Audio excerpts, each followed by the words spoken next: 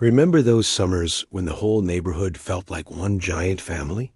Before we were all glued to our screens, it was a different kind of connection, one that happened right on the street where you lived. Let's take a trip back in time to the golden age of the American block party. First things first, you had to claim the territory. With permission from the city, entire streets would be shut down for the day. No cars, just a sprawling playground for everyone. Kids could ride their bikes and play street hockey without a care in the world, while adults set up rows of folding tables, transforming the pavement into a massive dining hall. Suddenly, your quiet residential street became the biggest festival in town. And the food? Oh, the food. This wasn't about fancy catering. This was pure homemade goodness. Everyone brought a dish to share, creating a potluck of epic proportions.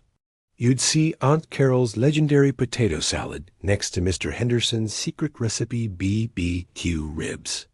Casseroles, pies, baked beans. It was a feast built on shared family recipes and a real sense of community pride. Each dish told a story, and you got to taste them all. Now, what's a party without music? Long before Spotify playlists and professional DJs, the soundtrack came from massive boomboxes blasting the latest hits, or, if you were really lucky, a live local band. The air would fill with the sounds of Motown, classic rock, and disco, pulling everyone from toddlers to grandparents onto the makeshift dance floor in the middle of the street. It was pure, uninhibited joy. Of course, you had the classic lawn games. We were talking about epic games of kickball that stretched from one end of the block to the other. Kids would draw elaborate hopscotch courts with chalk, and water balloon fights were practically a requirement on a hot day. Even the adults got in on the action with horseshoes, sack races, or a friendly game of cornhole. The games were simple, but the laughter and memories they created were absolutely unforgettable. The decorations were just as heartfelt as the food. Forget expensive party supplies. People decked out the streets with whatever they had. Red, white, and blue streamers were strung from light poles. American flags waved proudly from porches. And kids would make colorful handmade banners that read, "Welcome to the Maple Street Block Party." It wasn't about being perfect. It was about everyone pitching in to make the space feel festive and special. And some neighborhoods even had their own talent shows.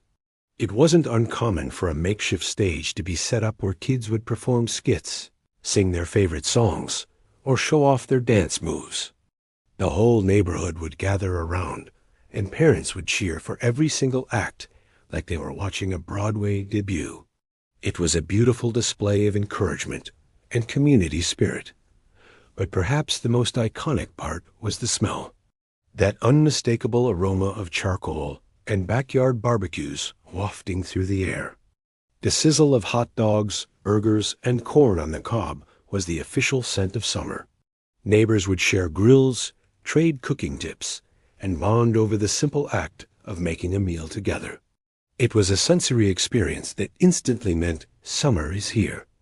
What really made these parties special was that everyone knew each other's names. These gatherings weren't for strangers. You knew the family next door, the couple across the street, and the kids who lived 3 houses down. It was a time when your neighbors were genuinely part of your life, not just people you occasionally waved to. As the sun went down, the grand finale would begin.